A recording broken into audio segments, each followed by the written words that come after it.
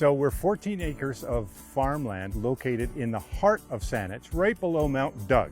The neat thing about our center, or our community gardens we like to call it, is that it's on actual farmland. In doing our research on community gardens and accessing land like this, as far as we can tell, we're the first ever large format community garden, community farm in Canada that is privately funded.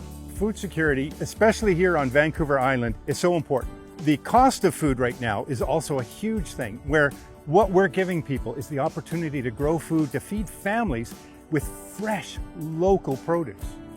And then the other aspect that is forgotten is community understanding where their food comes from. We have young kids that say, well, it's a grocery store.